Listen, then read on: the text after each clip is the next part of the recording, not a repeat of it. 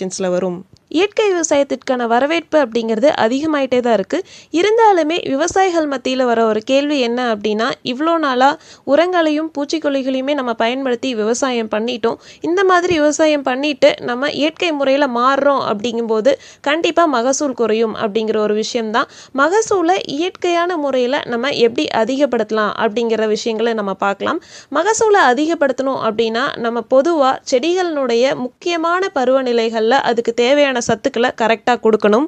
அது என்னென்ன ஸ்டேஜ் அப்படின்னு பார்த்தோன்னா, முதல்ல விதையிலிருந்து செடி முளைச்சி வர்றது, அடுத்து 2லிருந்து 3 இலை வர்ற பருவம், அடுத்து பூ பிடிக்கிறது, பூ பிஞ்சாக மாறுறது, பிஞ்சு காயாக மாறுறது, அண்ட் கடைசியாக அறுவடை அப்படின்றது. இந்த முக்கியமான க்ரோத் ஸ்டேஜஸில் செடிகளுக்கு தேவையான சத்துக்கள் அப்படிங்கிறது இயற்கையாகவே செடிகளில் உருவாகும். ஆனால் அந்த சத்துக்கள் போதுமான அளவில் உருவாகிறதில்ல. அதுக்கான காரணம் என்னன்னு பார்த்தோன்னா, கிளைமேட்டிக் சேஞ்சஸ், அடுத்து நம்ம யூஸ் பண்ணுற ஜெனட்டிக்கலி மாடிஃபைட் சீட்ஸும் பிளான்ட் டிஷ்யூ கல்ச்சர் மூலியமாக ப்ரொடியூஸ் பண்ண பிளான்ட்ஸை நம்ம விவசாயத்துக்கு பயன்படுத்துறதும் தான். இந்த நிலையில் செடிகளுக்கு தேவையான சத்துக்களை இயற்கையான முறையில் எப்படி கொடுக்கலாம் அப்படின்னு பார்த்தோன்னா, கடல் பாசிகள் மூலியமாக நம்ம கொடுக்கலாம். கடல் பாசி அப்படிங்கிறது கடலில் வளரக்கூடிய ஒரு வகையான பாசி வகை. இந்த கடல் பாசி அப்படிங்கிறதுல செடிகளினுடைய வளர்ச்சிக்கு தேவையான ஹார்மோன்ஸ் அப்படிங்கிறது அதிக அளவில் இருக்குது. அந்த ஹார்மோன்ஸை நம்ம பயிர்களுக்கு கொடுக்குறோம் அப்படிங்கும்போது நம்ம ஈல்டை இயற்கையான முறையிலேயே அதிகப்படுத்திக்க முடியும். இந்த கடல் பாசியில் இருக்க நேச்சுரல் ஹார்மோன்ஸை எடுத்து ப்ரொடியூஸ் பண்ணது தான் ஸ்டிம்ரிச் அப்படிங்கிற நேச்சுரல் க்ரோத் ப்ரொமோட்டர்.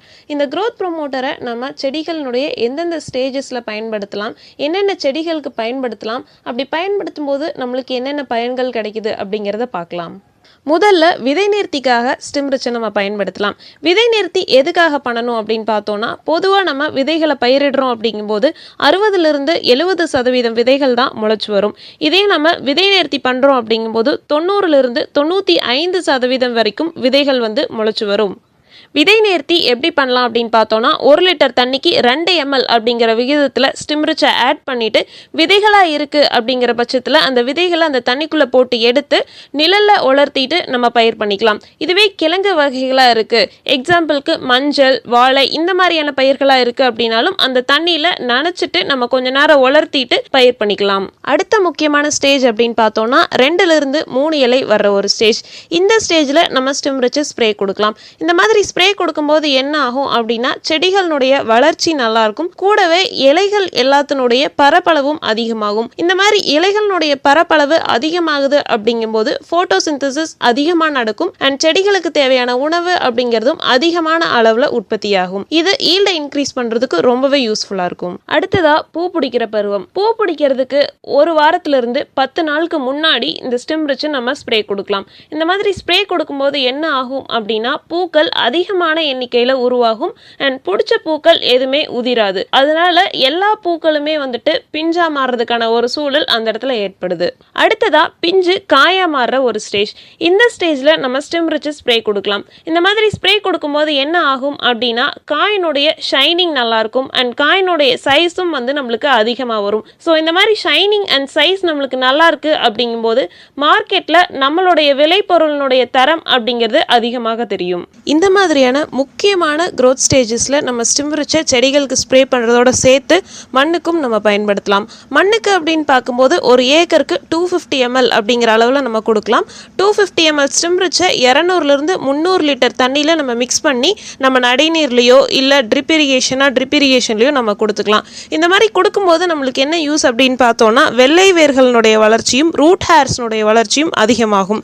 இந்த வெள்ளை வேர்களும் ரூட் ஹேர்ஸும் தான் பார்த்தோன்னா செடிகளுக்கு தேவையான சத்துக்களையும் தண்ணியும் அதிகமான அளவில் செடிகளுக்கு எடுத்து கொடுக்குது. ஸோ அந்த மாதிரி எடுத்து கொடுக்கறதுனால நம்மளோட செடியினோட ஈல்டு அப்படிங்கிறதும் ரொம்பவே அதிகமாகும். ஸ்டிம்ரிச்சை எந்தெந்த பயிர்களுக்கு பயன்படுத்தலாம் அப்படின்னு பார்த்தோன்னா, காய்கறி பயிர்களுக்கு பயன்படுத்தலாம், பழ வகைகளுக்கு பயன்படுத்தலாம், தானியங்கள், பருப்பு வகைகள், கிழங்கு வகைகள், அது மட்டும் இல்லாமல் நீண்டகால பயிர்களான தென்னை இந்த மாதிரியான பயிர்களுக்கு கூட நம்ம ஸ்டிம்ரிச்சை பயன்படுத்தலாம். இந்த மாதிரியான பல பயன்களை உள்ளடக்கியது தான் ஸ்டிம்ரிச் அப்படிங்கிற க்ரோத் ப்ரொமோட்டர். இந்த க்ரோத் ப்ரொமோட்டர் மல்டிபிள் ஒர்க்ஸை நம்மளுக்கு பண்ணி கொடுக்குது. அதுக்கான காரணம் என்ன அப்படின்னு பார்த்தோன்னா, இதனுடைய இன்க்ரீடியண்ட்டாக இருக்கிற சீவீட் தான். இந்த சீவீடில் அந்த க்ரோத் ப்ரொமோட்டர்ஸ் அப்படிங்கிறது நிறையாவே இருக்கும். என்னென்ன க்ரோத் ப்ரொமோட்டர்ஸ் அப்படின்னு பார்த்தோன்னா, ஆக்சின், சைட்டோகைனின் அண்ட் ஜிப்ரலின். இந்த 3 ஹார்மோன்ஸும் செடியினுடைய ஒவ்வொரு பருவத்தில் அதுக்கு தேவையான ஒர்க்ஸ் அப்படிங்கிறத பண்ணி கொடுக்குது. ஸோ இந்த மாதிரியான ஒர்க்ஸ் பண்ணி கொடுக்கறதன் மூலிமா நம்ம இயற்கையான முறையிலேயே நம்மளுடைய கிராப்போட ஈல்டை அதிகப்படுத்திக்க முடியுது. இந்த வீடியோ கண்டிப்பாக எல்லாத்துக்கும் யூஸ்ஃபுல்லாக இருந்திருக்கும்னு நினைக்கிறேன். அண்ட் பயிர்கள் சார்ந்து உங்களுக்கு ஏதாவது சந்தேகங்கள் இருக்குது